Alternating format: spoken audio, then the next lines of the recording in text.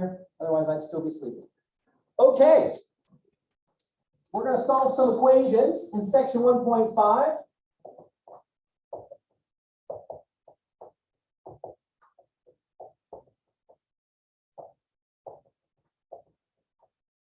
We're just going to do some examples real quick. So if this is not enough of a review of solving equations and inequalities, then see me after class. I have plenty of stuff prepared that I can share with you about doing this, but we are going to jump right in. So my first example is this one right here. I've got 10 plus 3, 2x minus 4 is equal to 17 minus x plus 5. Now I have a specific reason for starting with this example. I want to make sure that you don't veer off course right away. What is the first thing I should do when I look at this problem? I got to distribute. If you were thinking I should add the 10 plus the 3, that is wrong. Okay, order of operations applies even in this situation. Which comes first, multiplying by 3 or adding 10? Multiply always comes before adding. That is exactly correct. Okay, so that's why we do not say that. So first thing, distribute. So what we're going to do in our first couple steps is we're just going to make this look a little cleaner. Okay, it's a little too messy to solve. Okay, so I'm not solving anything just yet. Here goes. I'm going to distribute like I was told. So 3 times 2 is 6x. 3 times negative 4 is negative 12. Negative times x is negative x. Negative times 5 is negative 5. If I lose you at any point, please don't let me. Okay, this is it's kind of a foundational example of solving. Okay, we've distributed. What should I do next? Yeah, let's make it even look a little prettier. We're going to combine our like terms. Yes. So on the left side, my like terms are the 10 and the negative 12. So I have 6x. 10 minus 12 is negative 2. On the right side, my like terms are the 17 and the negative 5. So I have negative x plus 12. Is anyone confounded about where I got anything? Now we get to the solving part. And the essence of the solving part is always, I want to get my x's on one side, I want to get my numbers on the other side, and then divide. It does not matter what side you put things on, but Miss Hilliard back in 10th grade demanded x's on the left, so that's I'm a Pavlovian dog now, and I do that all the time. Okay, so I'm going to do that. Now, these first two examples we do, I'm going to write these steps, but after that, I'm not going to write the steps anymore. Okay, your college algebra students, I'm assuming I don't have to write all of my adding and subtracting. If that's not true, let's talk after class. We'll need to get you some extra practice. Okay, so first thing I'm going to do, I'm going to get my x on the left. What do I do with this x? I'm going to add it. Thank you very much. You're totally right. And so 6x plus x, that's 7x. I need to get my numbers on the left. So what am I going to do with this negative 2 right here? I'm going to add it. Yes, I'm glad that you remember that we're just going to do the reverse of everything. So 12 and 2 is 14. I'm going to divide both sides by 7, and I get x is equal to 14 over 7 is 2. Notation is important to me here. Okay, and if you had me for intermediate algebra, I talked about notation, but I wasn't always a super stickler for it. But our solutions are going to be written as a set. Okay, so what you're going to do then is say, okay, this equation only has a single solution, so there's my solution set. The solution is not an interval, it's just that single one. If you have a question, ask it. If not, right to the right is exercise 1. Solve that equation, please.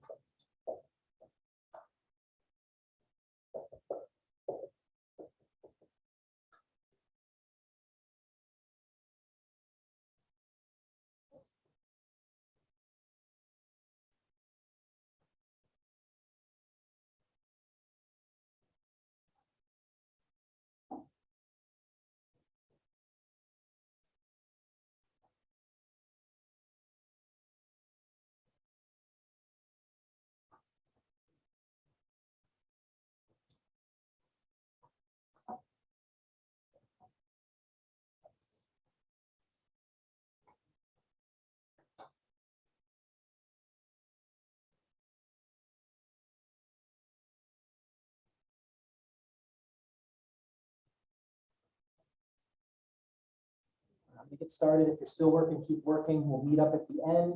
Okay, so the thing about solving equations is it's always the same steps. Once you know the steps, it's the same thing. So first thing, I'm going to distribute. So I have -8 minus 3x plus 5 is equal to 2x plus 3. I'm next going to collect the like terms. The -8 and the 5 are like terms on this one, so that is -3.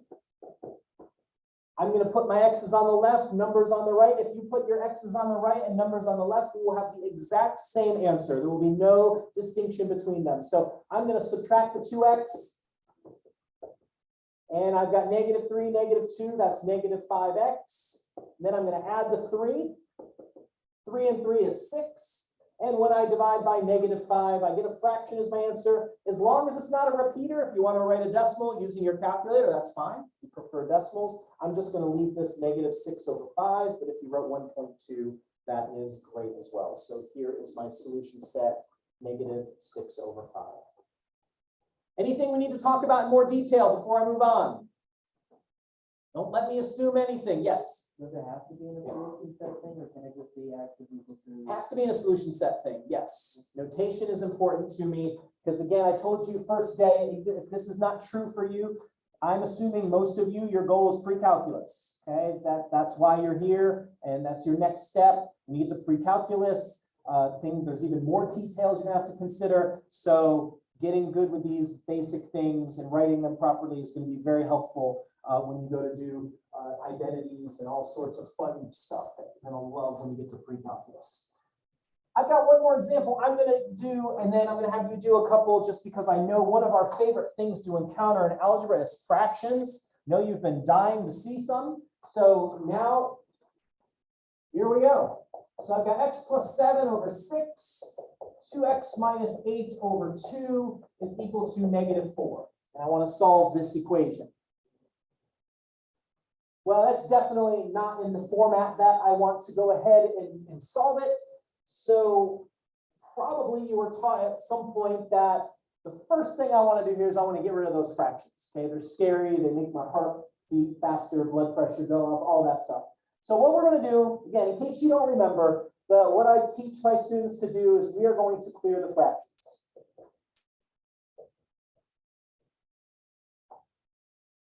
And that process is accomplished by multiplying each term by the common denominator. Okay, so again, in case you don't remember, the way we're going to do this is we're going to multiply each term by the least common denominator.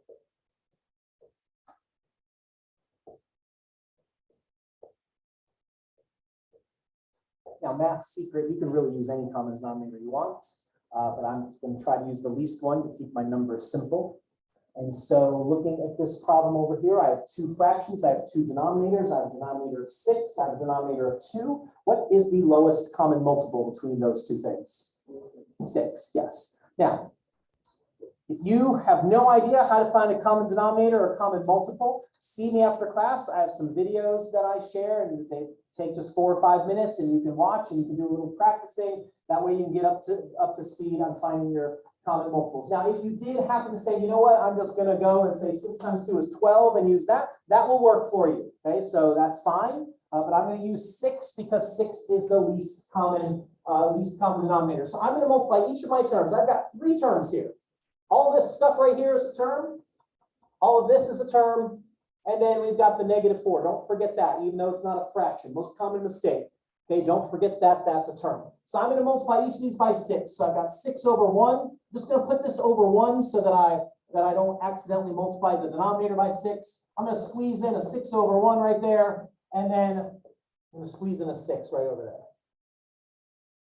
So if you've picked a common multiple, then what should happen now is when you go through, any denominators should evaporate. And that's what we want.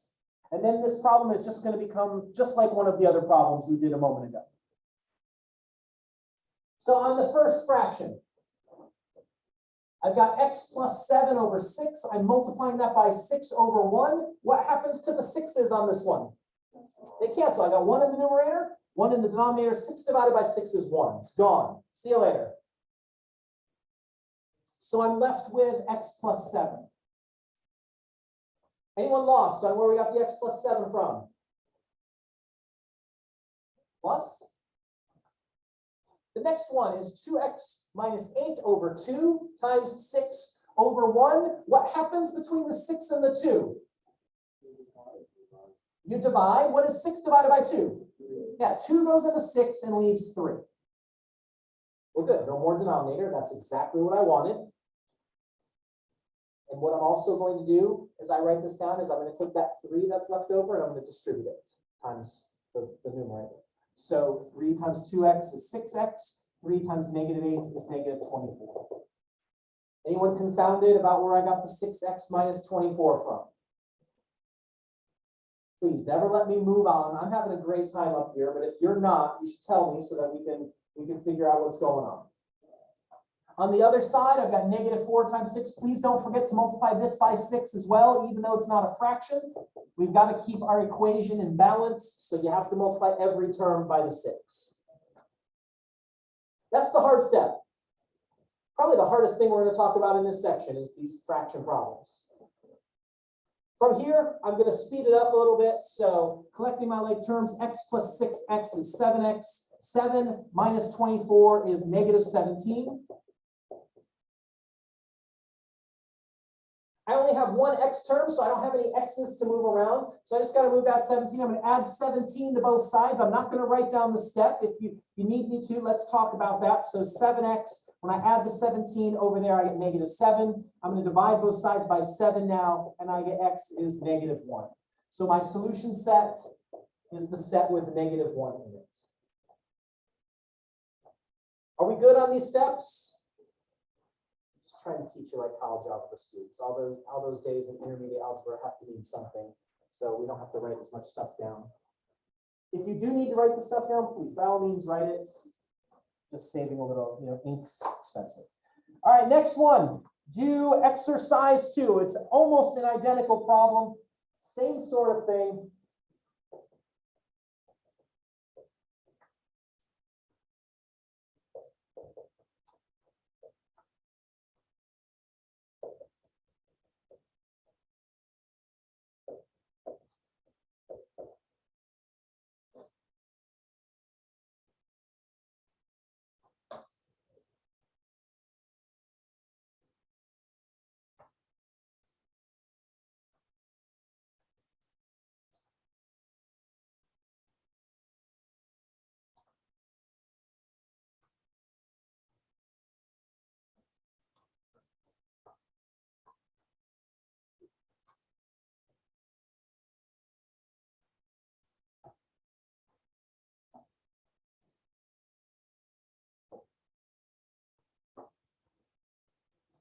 Just to give us a little nudge, then I'll give you another minute or two to finish this up. What is the common denominator that you are multiplying everything by? 12. Yes, 12 is going to be the lowest. If you're multiplying by 24, that'll work. You can use 48 if you want to, though I don't know why you'd want to mess around with those numbers. So we're going to multiply everything by 12. I'm going to give you a little bit more time in case you didn't realize that. And then we'll go ahead and mop this problem up.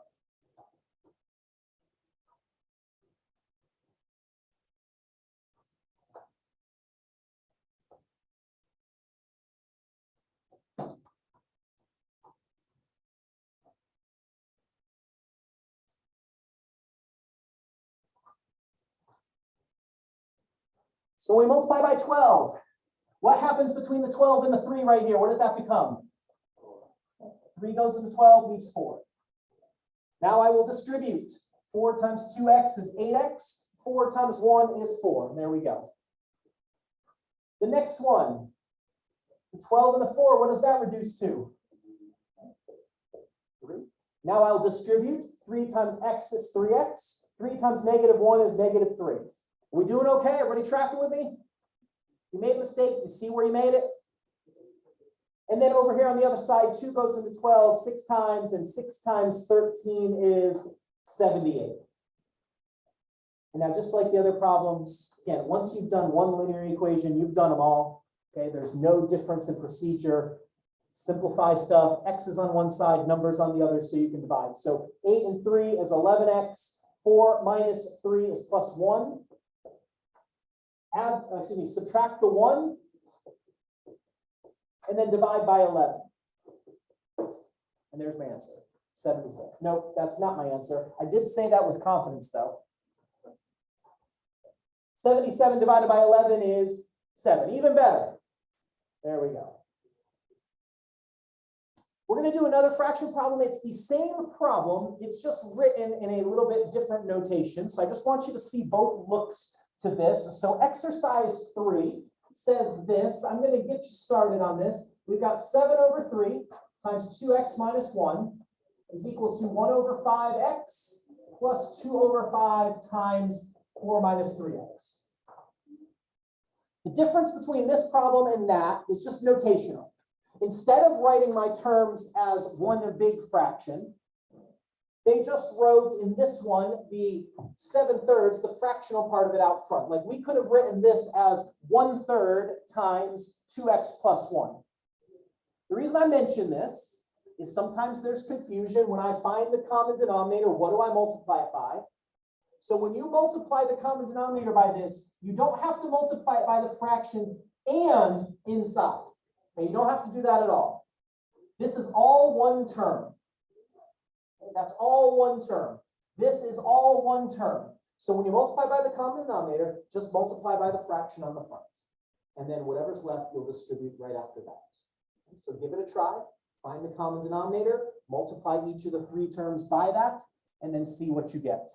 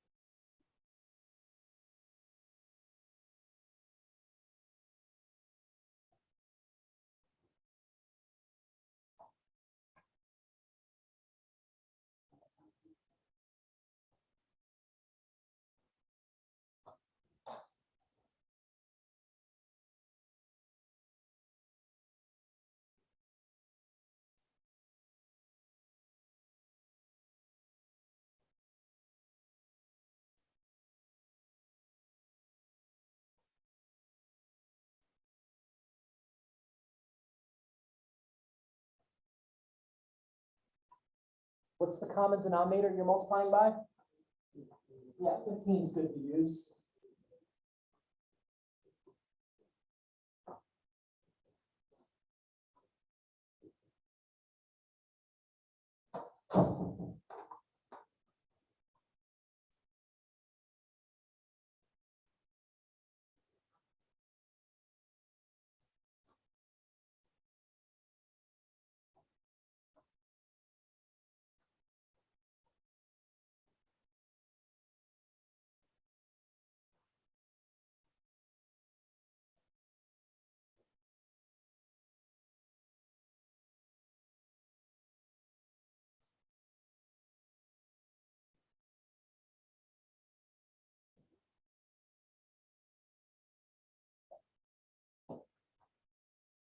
All right, somebody get started with this.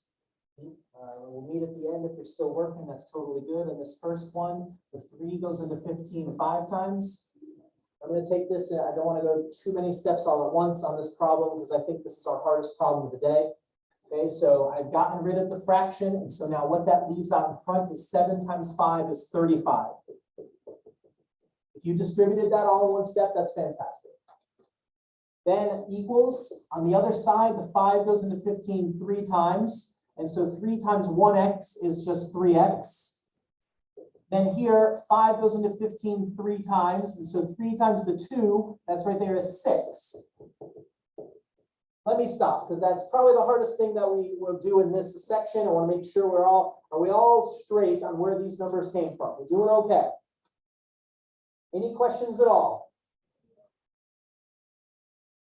Okay, I'm trusting that you have nothing to lose by asking a question, and why wouldn't you? We're going to be here till 11:45, whether you ask questions or not, okay? Because I can talk all day.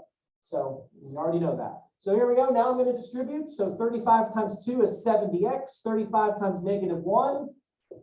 And over here, I've got 3x. 6 times 4 is 24. And then 6 times -3 is -18x. I've got like terms on the right. I don't have any like terms on the left, so we'll just, that's waiting. 3x minus 18x is negative 15, and then plus 24. X is on the left, numbers on the right, so when I add my 15x, I've got 85. When I add the 35, I get 59. And then I'll divide by 85, and this is kind of a gross looking answer, and maybe you thought you were wrong because it didn't turn out to be an integer, but that's okay. Fractions are our friends. Hey, don't be, doesn't necessarily mean you did anything wrong when you get a fraction. And so my solution set on this one is 59 over 85.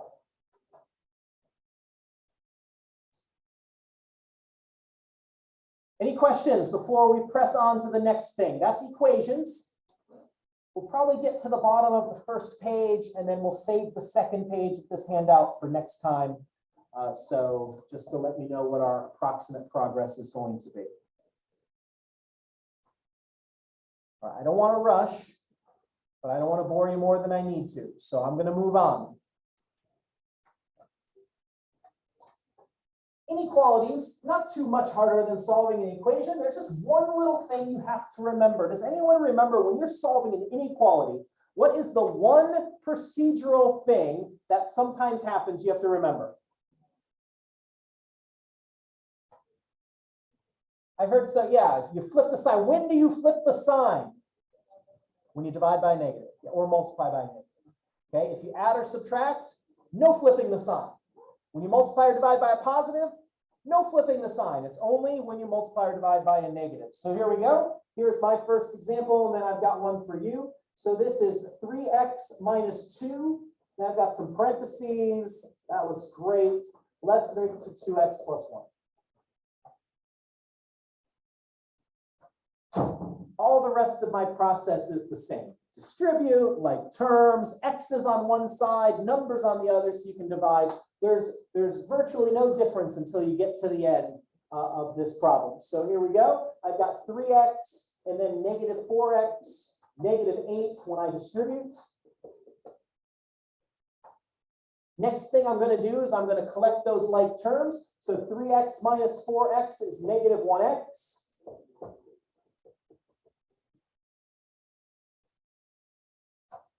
There's nothing wrong with putting the x's on the right, but I'm just going to put my x's on the left because that's my training. So I'm going to subtract the 2x from both sides. And when I do that, I subtract 2x, that gives me negative 3x. I'm going to add the 8 to both sides. And when I add the 8, that gives me 9. And I just want to make sure you're listening. Okay, I've got to feel like I'm doing my job today. When I add and subtract, do I change the sign? Don't pre-change the sign. I know you probably all can see, oh, there's a negative 3 there. I'm just going to go ahead and change it now. Don't do that, because then a lot of times what students do is they change it again. Wait for that moment when you actually divide by the negative to change the sign. So now here it is. I'm going to divide both sides by negative 3. So when I do that, 9 divided by negative 3 is negative 3. And because I divided by a negative, I'm going to flip this. Instead of a less than or equal to, it becomes a greater than or equal to sign. Again, just for thoroughness, if you divided by a positive 3, if this was positive instead of negative, you would not flip the sign. It's only when you do it with a negative. Oh, well, it's an inequality, so my solution set is going to be an interval now. So if all of my solutions, if my x's are bigger than negative 3, does that mean negative 3 is the lower bound or is it the upper bound? It's the lowest. Everything else is bigger, so we'll use an infinity for that.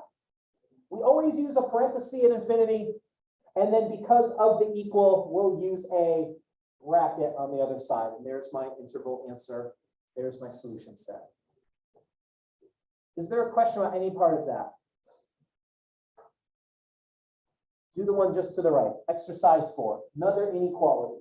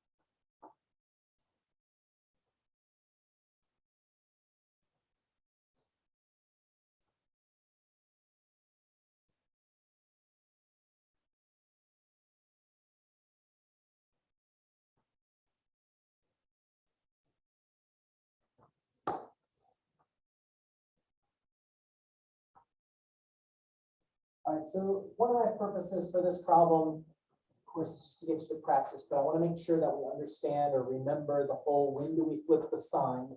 And so you notice on the right side of this, I'm distributing a -2, but I do not change the sign because I've not done something to both sides. Okay, that -2 is already there. There's nothing that has no impact on the sign at all. So it's still going to be a greater than sign between the two sides. So I have -4x, -8, and then +10. Like terms, I've got 16x's here plus 2. And then I've got -4x and then +2. And my second reason for giving this problem is because of what happens when I put all of my numbers on the right. Okay, I don't want you to think that this is some sort of weird situation. When I add 4x to both sides, I get 20x. When I subtract 2 from both sides, what's the value that I have now on the right? Yeah, 0 is a number. Don't be scared of it. So I'm going to keep my greater than.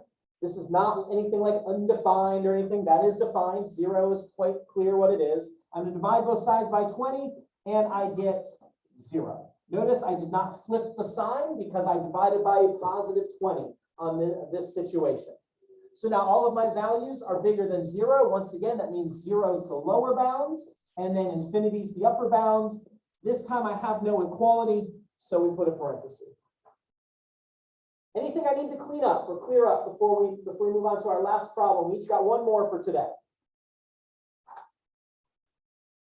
All right, the last thing is this something I don't do this in my intermediate class. I don't know if other instructors do. This is called a betweenness inequality. Notice the difference on this inequality. That's an example 4 is I've got 2 ends to the bound. So I've got 5 plus 3x and less than or equal to 20. So I've got my x here in the middle, and it is bounded. It's greater than -2, and it's also less than or equal to 20. The variable is between those 2 ends of the interval. So how am I going to solve something that has 2 sides to it? Well, let's do this. Forget that for just a moment. If this was the problem right here, 5 plus 3x is less than or equal to 20, what would you do to both sides there? Yep, you'd subtract 5, 100%. So what we're going to do now is on this third side, we're going to subtract 5 as well. You just do the same thing everywhere. So on the left, -2, -5 is -7. I've not divided by a negative, so the signs stay the same. And on the right, 20 minus 5 is 15. Still tracking with me? Again, covering up the left of this, if I had just this 3x is less than or equal to 15, what would you do to finish this off? Divide by 3, and it's positive, so we don't have to flip the signs. So again, you're just going to do that over here on the left as well. Okay, so it's no different in process than before. You just have to consider that now you have another boundary. So my left side is -7/3. I'm not going to make that a decimal because it's a repeater. I don't have to flip the sign because I divided by a positive. And then 15 divided by 3 is 5. So this is all set up to write an interval notation. That's nice. My low end of the interval is -7/3. My high end of the interval is 5. At the 7/3 part, I do not have equality, so I use a parenthesis. At the 5 part, I have equality, so I use a bracket. And there we go. Here we are, grand finale for the day. Exercise 5, that betweenness inequality, that's at the very bottom of the page.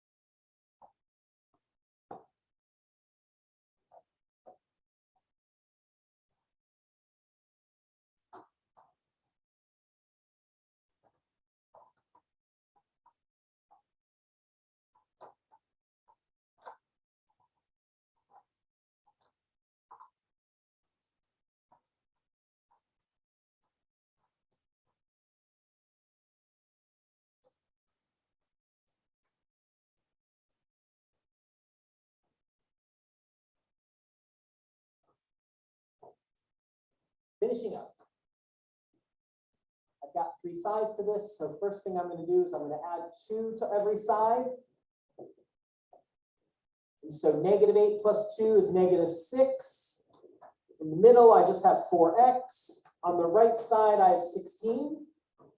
I'm now going to divide all 3 sides by 4. It's a positive 4, so I don't have to flip the inequality. So -6 over -6 over positive 4. We can reduce both of those by 2, so that becomes -3 over 2.